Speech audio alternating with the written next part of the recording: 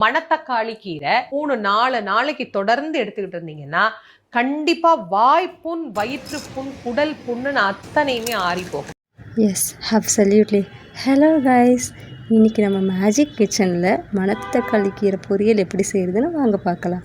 மணத்து தக்காளி கீரை இதை நம்ம வெறும் வயிற்றுலேயே ஒரு 10 இலையை காலைல மென்று நல்லா சாறு உள்ளே போகிற வரையும் சாப்பிட்டா நல்லா குடல் புண்ணு, வாய்ப்பெல்லாம் கண்டிப்பாக இதை ஆற்றும். இது ஒரு அரும் மருந்து. இதை நம்ம வெறும் வயிற்றில் சாப்பிட்ணும். நல்லா அப்போ தான் ஒரு 3-4 டேஸ் நீங்கள் இதை கண்டினியூவாக ட்ரை பண்ணி பாருங்கள். கண்டிப்பாக உங்களுக்கு அந்த குடல் புண்ணுங்கிறது கண்டிப்பாக போயிடும். இன்றைக்கி நம்ம பொரியல் எப்படி செய்யலான்னு பார்க்கலாம். ஒரு பேனில் கடுகு கொஞ்சம் சேர்த்துட்டு கடலைப்பருப்பு சேர்த்து கொஞ்சம் லோ ஃப்ளேமில் வச்சு ஃப்ரை பண்ணிக்கோங்க. இது கூட சாப் பண்ண ஆனியனும் கொஞ்சம் சேர்த்துக்கோங்க. இதுக்கு நம்ம பொன்னிறமாகணும்னு அவசியம் இல்லை.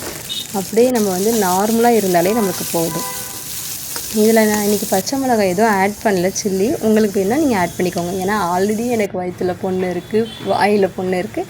அதனால தான் நான் நார்மலாகவே சாப்பிட்லான்னு சொல்லிட்டு நான் ஆட் பண்ணல. ஆனால் நீங்கள் உங்களுக்கு வேணுங்கிறவங்க தேவைப்பட்டால் ஆட் பண்ணிக்கோங்க. நம்ம இந்த மணத்து தக்காளி கீரையை கட் பண்ணவே கூடாது, கட் பண்ணாமல் தான் சேர்க்கணும். அதுதான் எங்கள் வீட்டில் உள்ளவங்க எனக்கு சொல்லி கொடுத்தது. ஏன்னா கட் பண்ணால் அதோட பெனிஃபிட் போயிடுன்னு சொல்கிறாங்க. நம்ம கட் பண்ணாமலே அப்படியே சேர்த்துக்கலாம். இது 2-3 மினிட்ஸ்லேயே நல்லா சுருண்டு வந்துடுங்க. பாருங்கள் இவ்வளோ அழகாக சுருண்டு வந்துருச்சுன்னு.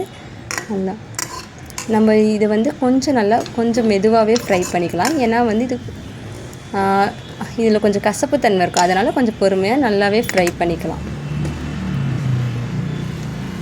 நல்லா லோ ஃப்ளேமில் வச்சு கண்டிப்பாக இதை ட்ரை பண்ணி பாருங்கள். வீக்லி 2-3 டைம்ஸ் கீரை நீங்கள் கண்டிப்பாக நம்மளோட ஹெல்த்தி டயட்டில் ஆட் பண்ணியிருக்கணும். நல்லா லோ ஃப்ளேமில் எப்படி அழகாக சுருண்டு வந்துருச்சு பாருங்கள். நான் வாங்கும்போது நிறைய கீரை கட் பண்ண மாதிரி இருந்துச்சு. ஆனால் பாருங்கள் சுருண்டு வந்தோடனே இது ரொம்ப கம்மியாயிடுச்சு. எனக்கு மட்டுங்கிறதுனால இது ஓகே தான்.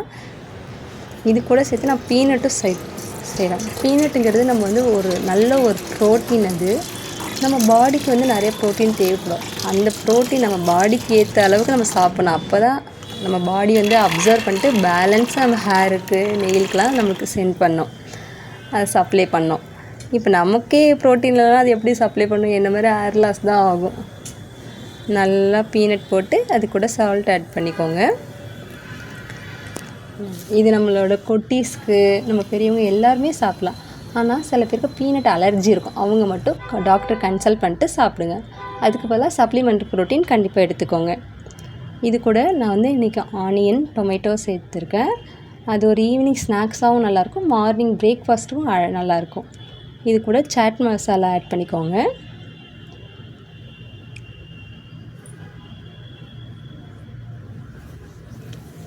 அது காரத்துக்கு இப்போ லைட்டாக கொஞ்சமாக சில்லி ஆட் பண்ணியிருக்கேன். இந்த மாதிரி ஹெல்த்தியான டயட்டுக்கு நம்ம பேஜை ஃபாலோ பண்ணுங்கள், சப்ஸ்கிரைப் பண்ணுங்கள் கண்டிப்பாக. டாடா.